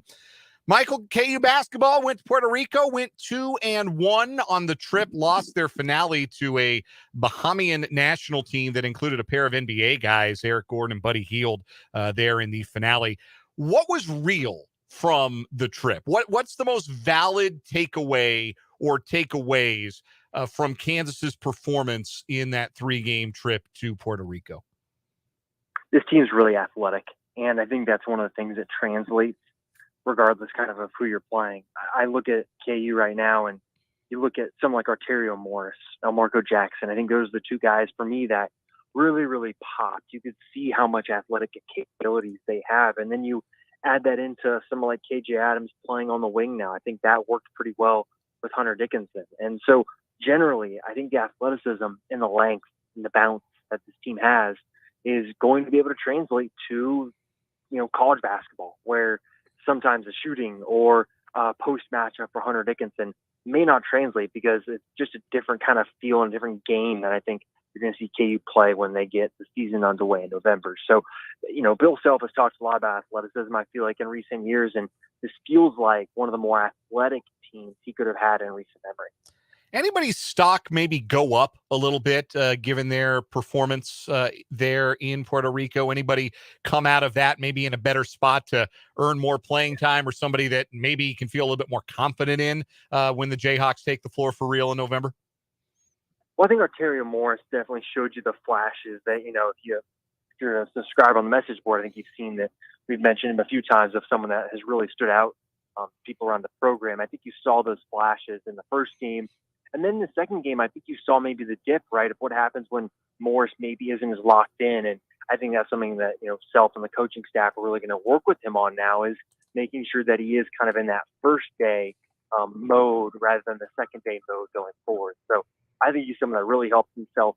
I think generally you looked at the guys that are experienced, right? Kevin McCullough, Hunter Dickinson, KJ Adams, DeJuan Harris. I think those guys look like what you'd expect. So for me, I think, Arterio Morris really helped himself.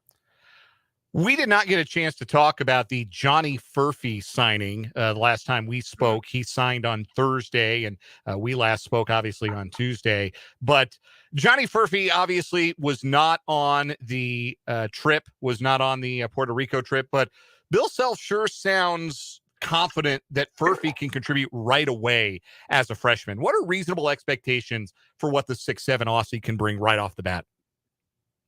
Yeah, I think shooting is something that he's going to be able to bring from the get-go. I think for me, I look at him, right? He has worked out recently, right, with some NBL teams there in Australia. So he has worked out with pros. I think that's a huge positive in terms of just getting used to playing at the level physically that you're going to play at when you're at Kansas. I think for me, you look at the adaptation process, he's going to be coming in late, right? All these guys have spent the summer working together, building chemistry, working with Coach Self, and Furphy's going to come in, he's going to be behind. And I think it's going to be about for him kind of playing catch up. And how long does that process for him to play catch up take? Are we talking about October, November, December? Or are we talking about maybe even getting into February? So for me, I look at I think the hope is that he will be done with that process, and Kansas will be able to use his shooting, his athleticism, his slashing. Because I think you look at this team, right? You got some really, really good passers. And if you're a good slasher, good cutter, I think you're going to have a lot of chances to get some easy baskets. And I look exactly at Furphy and say that's something that he can do. Final few questions for Michael Swain, KU beat writer for Fog.net and 24/7 Sports. This is Jayhawk Weekly on 580 Sports Talk. Michael joining us on the Fleming Place Wine and Spirits Hotline. Make sure you're following him on Twitter as well, at mswain247, as well as all of the Fog.net news on Twitter at Kansas247. Michael, we'd be remiss if we didn't ask you about realignment. It has dominated so much of the college sports landscape for years now. We know that it will be a 16-team conference, whether it's called the Big 12 or not, starting in 2024. We heard Lance Leipold's, I think, very measured take on realignment yesterday on the show when he spoke at his press conference. So I will just ask you, big picture-wise, how do you feel about the overall scope of realignment in college sports, and how do you feel about the future of the Big 12, knowing that 4 new schools are coming in next year?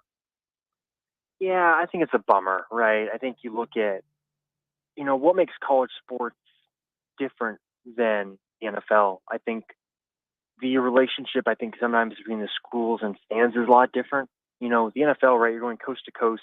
It's harder for fans to go and travel to see their teams on the road. Where I think traditionally you think of college, right? And KU fans can go drive down to Oklahoma or to Oklahoma State. They can drive to Manhattan, Kansas. They can drive to Ames, Iowa to go see the Jayhawks play, right? Regional college football is what I think of in college sports. And so for me, it's a huge bummer that you're looking at so many of these fans now being put in a bad position where they're not really going to be able to see their teams play in person as frequently as some of them would like. And I think we'll see how the rivalries pan out with some of these Pac-12 schools. But I think, the death of some of these rivalry games is a huge bummer because, again, I think that's something, too, that makes college sports so special, is those rivalry games where you're guaranteed to get it every year. And so I think overall that's a huge bummer. I think for the Big 12, they're in a good spot going forward because you do have I've been of the belief that there are going to be three big super conferences at the end of the day. And, the Big 12 will be behind the SEC and the Big 10. I think that's totally fine. But I think the Big 12 has put itself in a position now where it can be that third big super conference, if you will. And so I think that's massive for the future of the Big 12. And I think really just for the future of Kansas athletics, if you really want to dig down into it. Speaking of those rivalries falling apart, Michael, I know you grew up on the West Coast. You're a California Bay Area native. How has it been for you as someone who grew up closer to those, even if you weren't, a fan of all those teams, growing up closer to that, now seeing them all fall apart, teams from the Pacific Northwest moving to the Big Ten, some being left behind, the Southern teams moving elsewhere as well. What has that been like for you as someone who grew up around that to see those rivalries fall apart? Yeah, I think it's mixed feelings, honestly, because it's one of these deals where I remember going to a Stanford game when Andrew Luck was the quarterback there, and it wasn't even sold out. And you're looking at a generational talent at quarterback, and the game can't sell out. I just look at this for me and I say the West Coast does not have the appetite for college football. It's obviously a cliche that I think people have used maybe a little too much now, but there are other things people want to do on a Saturday on the West Coast, and I think it's just a different cultural mindset there for college football. And so it's obviously a bummer. They're right. Stanford and Cal or and Oregon State and Washington State are going to get left behind in this to some degree. But I also look at it and say, look, I mean, this wouldn't happen if a lot more of those schools had the fan support day in, day out, week in, week out. I don't think this would necessarily be the same situation if that support was there. All right, last thing I've got for you, Michael, then we'll let you go and appreciate the time as always. We already know Colorado's back in. You get Salt Lake City, you get Tempe, you get Tucson. Most exciting road trip of the newest Big 12 members. It's got to be Tempe because you're basically saying Phoenix, and I love Phoenix. So I would definitely take that. And I went to Tucson once, and I'm all right. I'll go to Tempe. I can't believe you didn't pick Salt Lake City. I'm stunned, Michael. No. You did not pick Utah. You know me, Brendan. We're not going to Salt Lake City. That is entirely fair. Michael Swain covers the Kansas Jayhawks, does an incredible job of it over at fog.net. It's part of the 24/7 Sports Network. If you're not a VIP, you are absolutely missing out on some of the best coverage you can get of all things KU. You can also follow Michael on Twitter. His handle is at mswain247. Michael, we appreciate the time, man. Thank you so much. We'll talk to you next week. Awesome. Sounds great, guys. Talk to you then. Absolutely fantastic stuff from Michael, as always, on Jayhawk Weekly on the Fleming Place Wine and Spirits hotline. It's the worst part about the realignment stuff is that all season we are going to hear about it. You are going to hear about media rights, and you're going to hear about moving conferences and stuff every game, every conference, all season. And to be frank, that's going to suck. Yeah, it's not like you're going to be watching a game that has nothing to do with anything either, and you're going to be hearing about the realignment. Like you watch like Texas Tech, West Virginia, and you're going to hear about, well, this is the last year for Texas and Oklahoma in this league. It's like, just tell me about the game, man. Yeah, I agree with you on that. Great stuff, though, for Michael. Great perspective as well. Appreciate his time as always. We'll talk to Fitz, his thoughts on all the latest goings on, plus all sorts of news about K-State football tomorrow at this time. But right now, we have to get to the news, local and national. We'll come back. Half an hour left. We're off early today due to the Royals. So we'll get to a little Royals talk, and we'll get to our Chiefs training camp report with the voice of the Chiefs, Mitch Holthus, plus your texts and YouTube comments, all in our final half hour of 580 Sports Talk.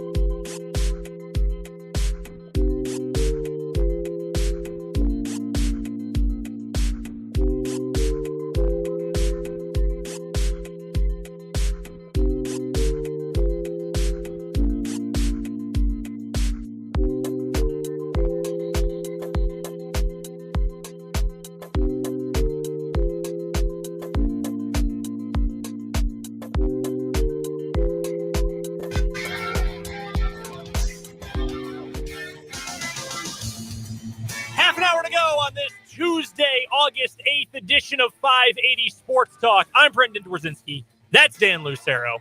You're joining us on the other end of these microphones, on the other end of your radio, computer, YouTube stream, whatever you might be listening or watching on today. We appreciate you being a part of the show. Go subscribe to the YouTube if you haven't already. Channel's called Sports on 580 WIBW. Text line number is 785-272-9429.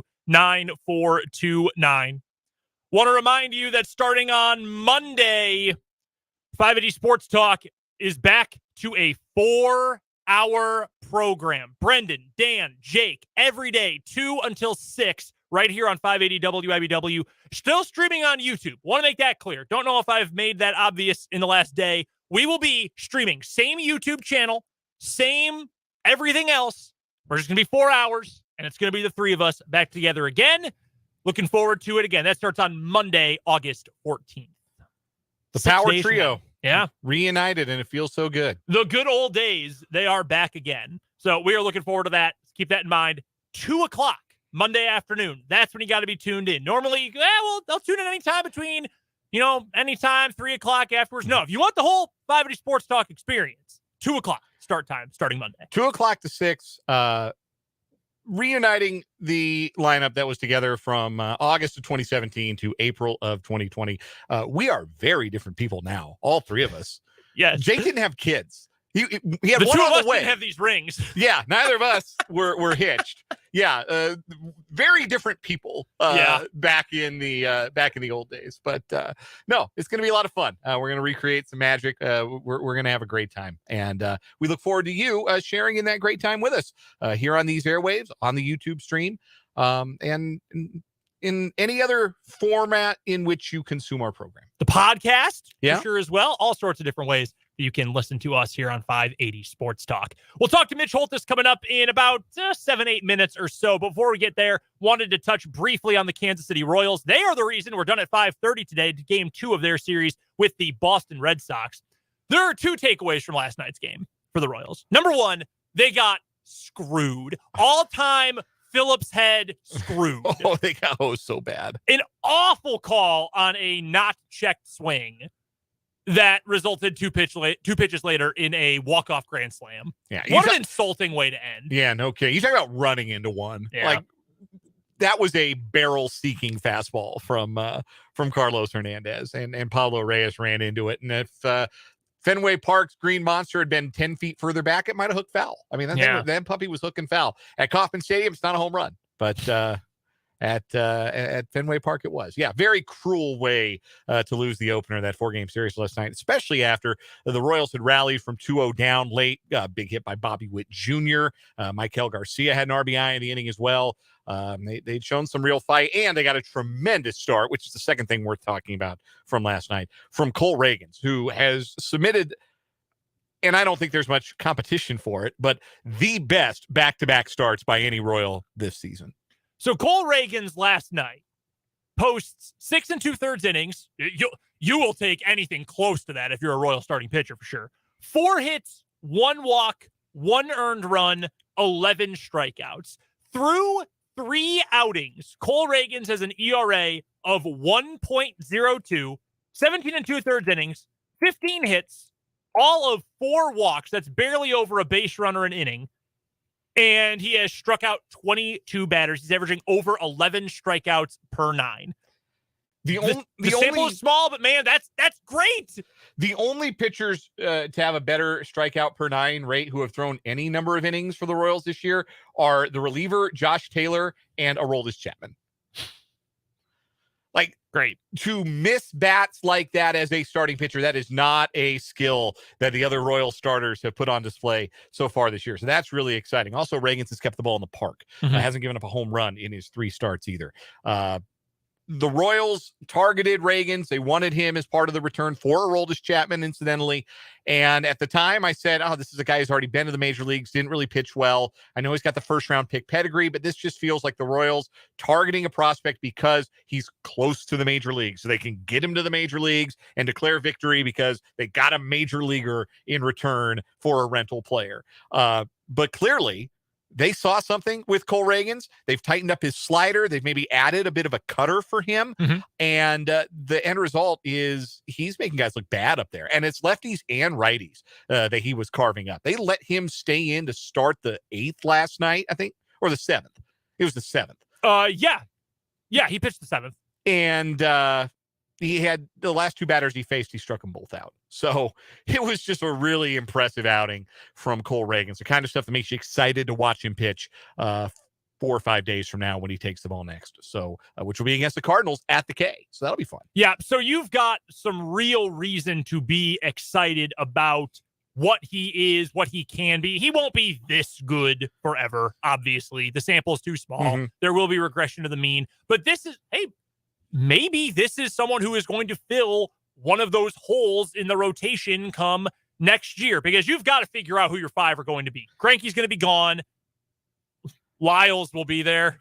Yeah, he's under contract. Woohoo. So you're going to have Lyles, Singer, who is, by the way, quiet as it's been kept. I know he was great last time out. Since his first start in first start of June 4th, he's got a 3.48 ERA. He's been so much better after those first 2 months of the year. Yeah, he's stabilized. He's rediscovered his changeup. That's been a big deal.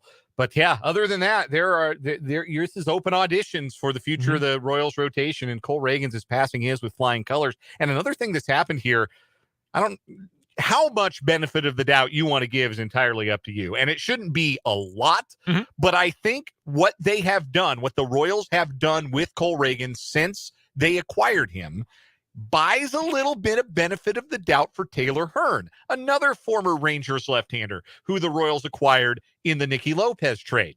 And that's important because as of this afternoon, Taylor Hearn is on the big league roster because Zach Greinke's headed to the injured list. 15-day injured list trip for Greinke with a shoulder injury. I don't know if Hearn is going to start or relieve right off the bat. He'd been pitching mostly in relief, I think, for the Rangers this year. But clearly, the Royals saw something in Reagans, and he's taken it to it like a duck to water.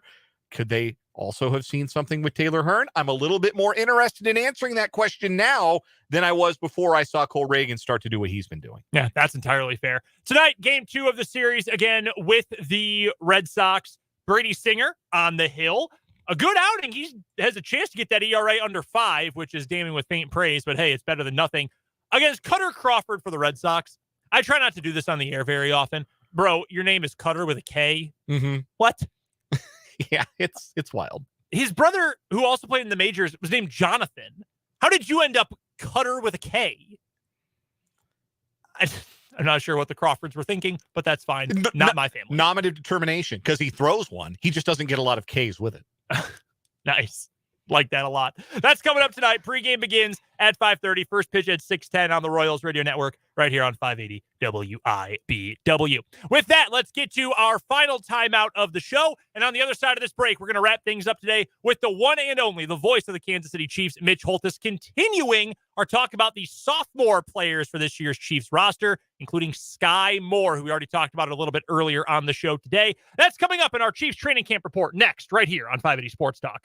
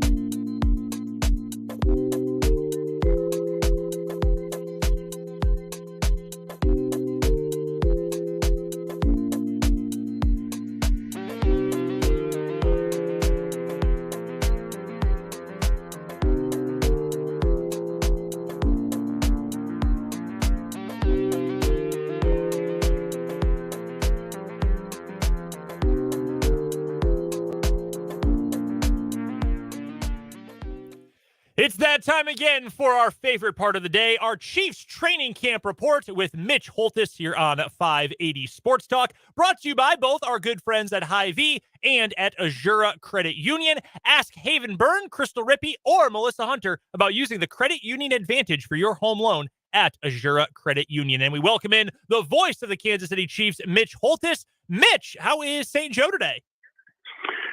Continue to grind along. As I told you, these are critical days, but another day in pads, warmer today, but still a very productive day for this team. And they got a lot in, staying in pads and still grinding away. One more day of these dog days tomorrow, then there's a day off, and then they're started to Friday will be a shorter practice, and they start to now set their compass for the Sunday game against New Orleans.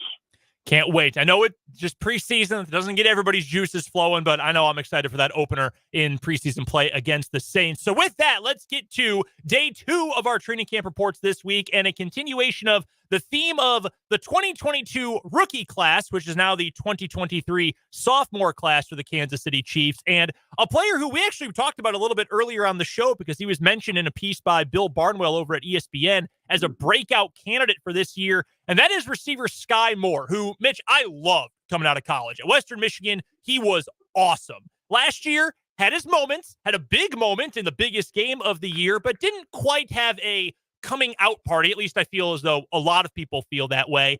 But I am one of a lot of people who have a lot of high hopes for Sky Moore coming up this year.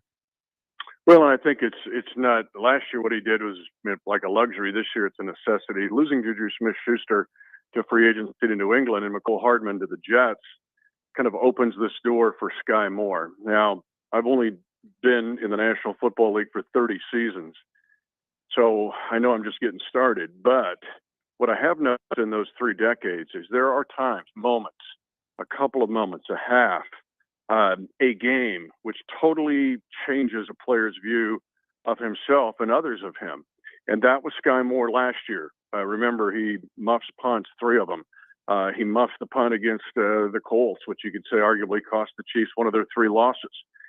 But the 29-yard punt return against Cincinnati, which led to the game-winning field goal in the AFC Championship game, that and the touchdown reception, his only touchdown of the entire season, regular or postseason, in Super Bowl 57, seemed to completely change his outlook.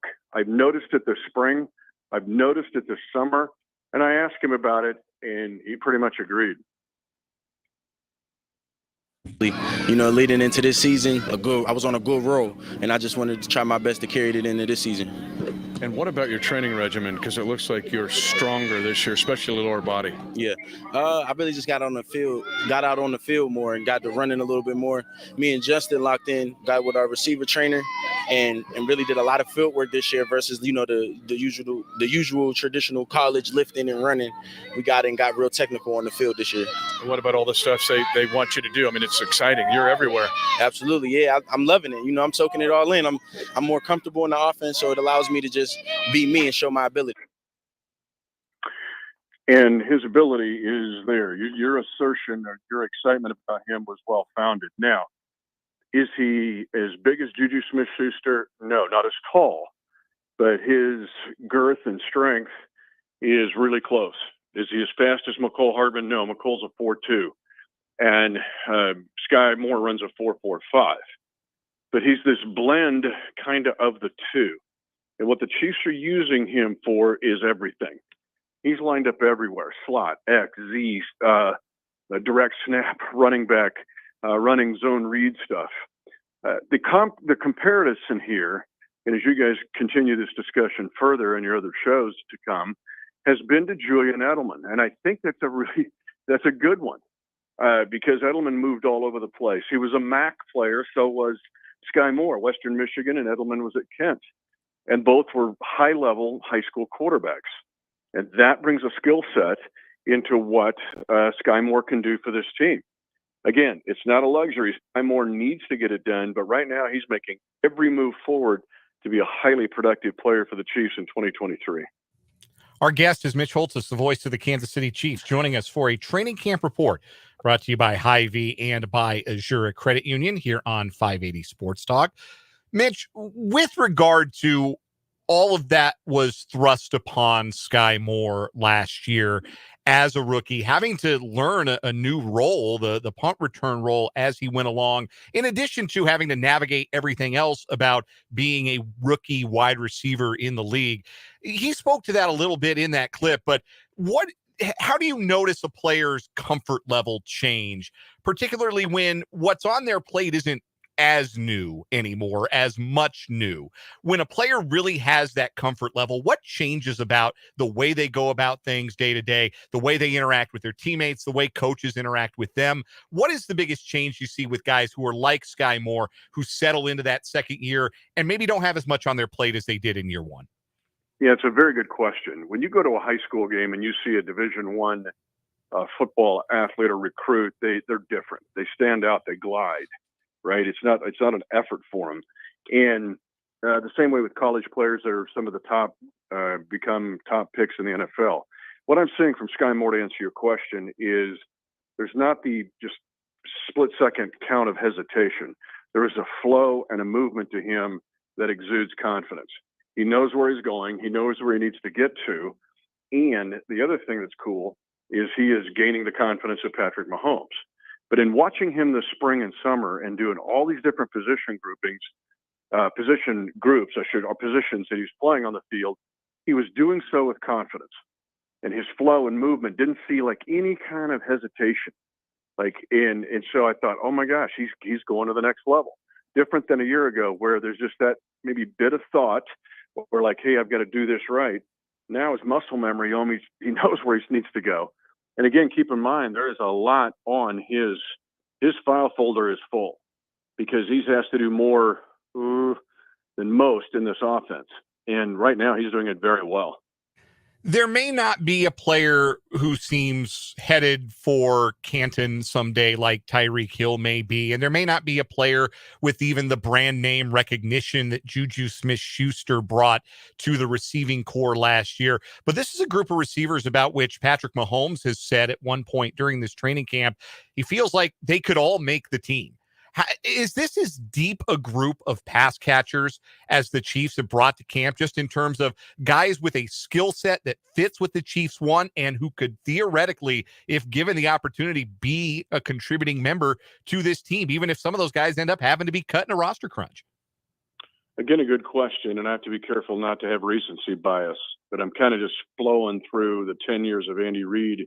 This is his 11th, and thinking what group would be deeper, and I'm not sure there is one. Rashee Rice has great potential. Justin Ross has great potential. Marquez Valdes-Scantling is better. He's become better as a route runner, and his drop ratio, his back of his baseball card has been, great play, big yards per catch, drop. Catch, drop, catch. And his play, he wasn't as emphatic when I talked to him as Sky was about what happened last year in his game against Cincinnati's, but still, he's got a chance. He's better. And Sky Moore is going to be a contributor. Richie James, I'm going to feature in our next week because I'm going to talk to guys who are the hidden weapons of this team that fans aren't thinking about that should be by the end of training camp. And so Richie James is in that discussion. Kadarius Toney is obviously in that discussion. So I think to your point, when you come in Justin Watson, and Sky talked about working with him and how they changed their workout routine this year. And that's good because now Justin and Sky both had 1 year with Patrick Mahomes. And so they know going into this year, it's not just preparing to play in the NFL. You're going to play in the NFL with Patrick Mahomes. So how do you train for that? And so, all the guys that I mentioned have a shot. I do think there'll be 6 wide receivers kept on this team, which is a lot, usually 5, but with no fullback, you're allowed to maybe take a 6th. But right now there are 7 guys that you can make a strong case for to make the team. Somebody's going to be left out. So that's going to be something to really watch closely Sunday against New Orleans and the rest of these reports. Last thing I've got for you, Mitch, is we're talking to Mitch Holthus, the voice of the Chiefs. It is our Chiefs training camp report here on 580 Sports Talk, brought to you by both Hy-Vee and Azura Credit Union. When you look at Sky, MVS, obviously Justin Watson back, you mentioned Richie James. We'll talk about him in more depth next week. Is there anything that you want in a receiver room that you feel like is kind of missing right now? Like, I feel then, and not that it can't be added or developed by any of these guys, but you've got the deep threats. You've got guys who are more possession receivers. I think you've got guys who can do some of the horizontal orbit motion kind of stuff. Is there anything you would like to see the Chiefs continue to develop, or something they need to develop with the wide receivers they have? That is a consistent high volume chain mover. Now, is that, when I say chain mover, that's third down conversions, other than Kelsey. Kelsey last year was second in the NFL. I think I mentioned that last week. Only Justin Jefferson had more catches for first downs on third down than Travis Kelsey. So who else can do it? Juju did it last year. But there's not a career high 42 catches last year from Marquez Valdez-Scantling. But there's no high volume guy there. So we don't know. You're asking, what do I want? I want to see high volume consistency and a third down high volume consistency from one or two guys. Today the Chiefs were working on long distance drive. No team in the league, it's not even close, has had more 85-yard touchdown drives than the Chiefs over the past 4 years. But that means you got to keep the chains moving. Tyreek Hill did that up until 21. Last year, Juju did it, and Kelsey. Somebody has to join Kelsey, or a couple of ones has to do that. But right now, that's an uncertainty because nobody's really done that in their career among all the guys we mentioned. But the positive sign here is almost everyone that I mentioned and we talked about here is capable of doing that. We just haven't seen it yet in their career, and a lot of them are young. So it will be something to watch, and again, something during the preseason games to watch. So I just pay attention, man. Everybody needs to pay attention to these games. These 3 preseason games and these next 2 weeks, 2.5 weeks, are big for this team. All right, Mitch, who are we going to hear about on tomorrow's report? We're going to go to a secret weapon. And I think Spags talked about him today, but I had seen it again in the spring and summer. We're continuing with the sophomores. And Brian Cook is a guy that deserves some attention, too, from the Chiefs Kingdom. And I look for Brian to have a big year. He, too, is an emerging star that could be a potential Pro Bowler. Maybe not in 2023, but the years beyond for sure. Mitch Holthus is the voice of the Kansas City Chiefs, and he joins us every day during training camp at this time for our Chiefs Training Camp Report, brought to you by both Hy-Vee and Azura Credit Union. Ask Havenburn, Chris Larippi, or Melissa Hunter about using the Credit Union Advantage for your home loan at Azura Credit Union. Mitch, as always, my friend, we appreciate the time. We'll talk to you not next week. We'll talk to you tomorrow on our next show. Tomorrow. You got it. And thanks for the time, but also love these second-year guys. Right now, they are the highlight of this training camp. I'll love to hear that. Thanks, Mitch. That is the best of the best. Mitch Holthus joining us for our Chiefs Training Camp Report. That is just about going to do it for 580 Sports Talk today. Why don't we fit in a quick final word? One more thing. Look at that. In conclusion, you better wrap it up. Was ready for it today, baby. Dan, final word. Final word. The Royals only got 36 wins. What right do you have to rob them of one, Vic Carapazzo? That was one of the worst calls I've seen all season. And it cost the Royals the chance to at least go to extra innings last night in Boston. Hopefully they can bounce back behind Singer tonight. Final word for me is that I know regionality in college sports is dead and most people do not care about it anymore. But for the love of God, SMU is in Dallas. Cal is in Berkeley in California. Stanford is in Palo Alto, California. Nothing about them are Atlantic Coast. ACC, come on, do something logical. Tulane's got to be like, come on, man, we're right here. Yeah, Memphis probably. Dude, come on, why not? That does it for 580 Sports Talk. Royals baseball is coming up next. We're back tomorrow at 3. For Dan Lucero, I'm Brendan Dworzinski. We'll talk to you then.